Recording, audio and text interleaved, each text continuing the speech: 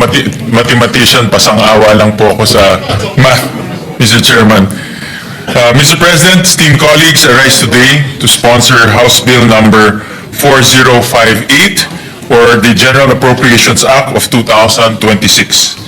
The national budget is more than a purse. It is the single most important reflection of the nation's priorities. And these priorities must always embody the aspirations of our people. Dahil hindi lang pamumuno o maayos na pamamahala ang ipinagkatiwala sa atin ng ating mga kababayan, ipinagkatiwala nila sa atin ang kanilang pag-asa, ang pag-asang maramdaman nilang umangat ang kanilang buhay na may saysay ang bawat pisong ginagastos ng gobyerno para sa katuparan ng kanilang mga pangarap. At sa totoo lang, Mr. President, nagkulang tayo. Nagkulang tayo dahil sa talamak na korupsyon, sa flood control, at sa napakaraming sakunang sanay na iwasan at mga buhay na sanay na ligtas, kung ginamit lang ng tama ang pera ng bayan. Typhoon Paolo ravaged the provinces of Isabela and Aurora. Capiz and Rojas City bore the brunt of Typhoon Ramil, and Typhoon Tino brought untold devastation to the people of Cebu. According to the Office of the Civil Defense, more than 200 people were killed. Just this weekend, Typhoon Uwan visited its wrath on the country. Homes and communities were devastated, and more than a million people fled their homes to seek safety. And as the recent protests have shown us, public outcry is loud and clear. People have lost faith in government. We are determined to restore what has been lost: leadership, accountability, and transparency. The first step towards rebuilding the trust of our people is showing them, through specific and concrete actions, that their hard-earned money will be used responsibly and that they know exactly where it is going. This representation is proud to say that we have introduced several significant firsts to create the golden age of transparency in the national budget. The first reform we made was sponsoring Senate Concurrent Resolution number 4. This mandated all critical budgetary documents from both the House of Representatives and the Senate to be uploaded online. We launched the Senate Budget Transparency Portal, where our people can watch live streams of the budget briefings and hearings, read the transcripts, peruse the agency presentations, and look at the National Expenditure Program and the House General Appropriations Bill, all in their entirety. There's even a section where citizens can provide feedback and upload their suggestions or position paper. This is the first time that the public will have access to the complete picture of the national budget, from the NEP, the GAB from the House of Representatives, the amendments to the GAB approved on third reading by the Senate, all of them in machine-readable format, and finally, to the live streaming of the bicameral conference committee. Actually, Mr. President, pagtapos ho nitong sponsorship po, i-upload na rin ho natin yung committee report. Kasama po yung mga annexes. So, ibig sabihin, kasama rin po dito yung mga different projects from the DPWH, from NIA, from Department of Agriculture at iba pa. First time ho gagawin natin na i-upload ho natin yung committee report together with the annexes in our Senate Transparency Portal. Another first in this budget was seeking the perspective of the civil society. Last October 28, we held a public hearing with various civil society groups to get suggestions on how transparency and accountability measures can be strengthened. They contributed valuable insights, particularly on digitalization. We hope that consultations with CSOs become a permanent part of the budget deliberations in the future, so that civic watchdog groups can have an active stake in the outcome of the nation's budget. We have also significantly reduced unprogrammed funds. During the budget hearings, one of our most painful discoveries was that unprogrammed funds that turned into a magnet of corruption.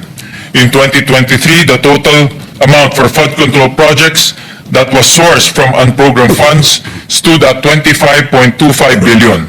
In 2024, the amount increased to 85.78 billion.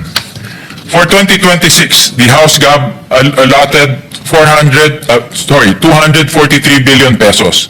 The Senate version trims this down to 174.5 billion, a reduction of more than 68.5 billion. Of the 11 line items in unprogrammed funds, the Senate version reduced them to 7, with only 3 cash items. Mr. President, esteemed colleagues, we examined this budget with a fine-tooth comb. This representation personally sat through every budget briefing in all the subcommittees.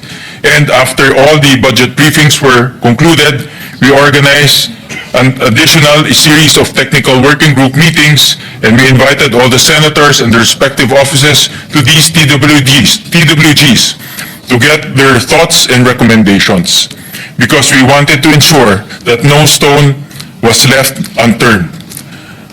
At the end of the day, this is a product of the collective effort of the Senate. And I'd like to thank all my fellow senators for their contributions throughout the budget process. Your experience, perspectives, and recommendations are at the heart of this budget. The total proposed national budget for 2026 stands at 6.7 trillion pesos. This is 7.4% higher than the last year's budget, or about 467 billion pesos more. This budget is aligned with the President's Philippine Development Plan and draws its economic pillars from forecasts provided by the Development Budget Coordination Committee.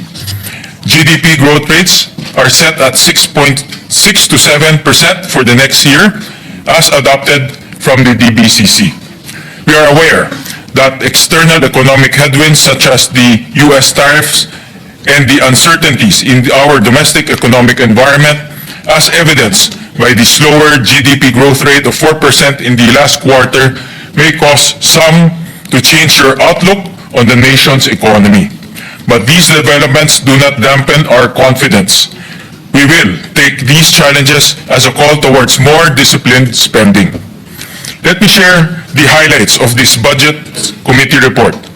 The first notable highlight is the proposed budget for education. The 2026 budget is an education budget. The total budget for the education sector stands at 1.38 trillion pesos. This is 20% of the national budget, or 4.5% of GDP. It is the highest in our country's history. More importantly, for the first time, the budget for education meets the United Nations mandated benchmark for allotting at least 4 to 6% of GDP to the sector. This allows us to meaningfully pursue the goal of ensuring inclusive and equitable quality education and promote lifelong learning opportunities for all. Within the sector, the Department of Education has been given 992.7 billion pesos, marking the largest allocation in its history. The Commission on Higher Education was allotted 48.2 billion pesos, while the Technical Education and Skills Development Authority is set to receive 25.3 billion pesos. Funding for state universities and colleges stands at 140.3 billion pesos. DepEd's budget will increase by a substantial 78.5 billion pesos, or 8.6% compared to the amount approved under the House General Appropriations Bill. This increase underscores our collective commitment to strengthen programs that directly enhance the quality of learning for our learners. One of our most urgent priorities is addressing the nation's long-standing classroom backlog. As of July 2025, the current classroom backlog stands at 147,000 classrooms nationwide. According to the figures from the Department of Education, more than 5,000 classrooms were either damaged or destroyed by the recent storms. Your Committee on Finance allocated an additional 19.3 billion pesos on top of the 48.7 billion pesos in the House version, bringing the total funding for classroom construction to nearly 68 billion pesos. This represents a significant increase to the 15.25 billion originally allotted for classroom construction under the 2026 National Expenditure Program, underscoring our firm commitment to providing every learner with a safe and conducive space for learning. This increased funding empowers the DepEd to construct between 19,000 to 27,000 new classrooms. And this will bode well with the recent sponsorship of Senator Bamakino on the Classroom Acceleration Program. So perfect timing po dahil yung batas po ay magkakaroon na ng funding pag na-approve po yung CAP law ni Senator Bamakino. An additional 15.06 billion pesos has been provided for the school-based feeding program, increasing its allocation from 13.61 billion pesos in the House version to 28.66 billion pesos under the Senate Committee report. This would allow the program to operate throughout the entire 200 school days of the year, ensuring nutritional support for kindergarten and grade 1 learners while continuing to prioritize wasted and severely wasted learners from grades 2 to 6. Actually, napag-usapan din namin ni Senator Bamto in one of his hearings about the school-based feeding programs to increase it from currently 120 days to now 200 days. So the entire school year na ho mapapakain ng mga bata ho natin. All told, more than 4.8 million learners are expected to benefit from this initiative. Significantly increasing the budget for textbooks is critical to improving student access to information and strengthening learner outcomes. This budget provisions an additional 18.08 billion pesos to ensure that all learners from kindergarten to senior high school receive the textbooks necessary for effective and meaningful learning. Coupled with the increase from the House of more than 11 billion, this brings the total budget for textbooks to more than 29 billion pesos. This will fund production of 82 textbook titles that will help almost 20 million learners in DepEd schools. Furthermore, 3.3 billion pesos have been added on top of the existing allocations for the ARAL program. This will ensure that tutors are adequately trained and fairly compensated, enabling them to better assist learners in addressing learning gaps. With the help of more than 440,000 tutors, an estimated of 6.7 million learners will be given tutorial sessions in reading and math. As we strengthen the access to textbooks and address the classroom backlog, let us also not forget to solidify early childhood education at the community level. To this end, we are allocating 2.46 billion pesos from the Local Government Support Fund to help 4th and 5th class municipalities convert existing daycare centers into child development centers. We also aim to create 4,422 plantilla positions for child development workers with a salary starting at salary grade 8. The budget of the Commission on Higher Education will rise by 11% compared to the House-approved version, a testament to the Senate commitment to universal access to quality tertiary education.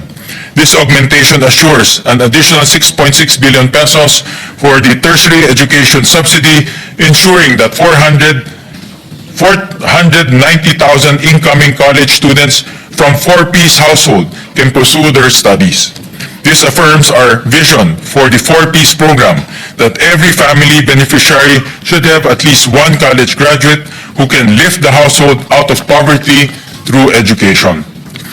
Under this augmentation, each beneficiary will receive 20,000 pesos per year if they are enrolled in a public higher education institution and 27 pesos per year if they attend a private HEI in areas without public university and colleges.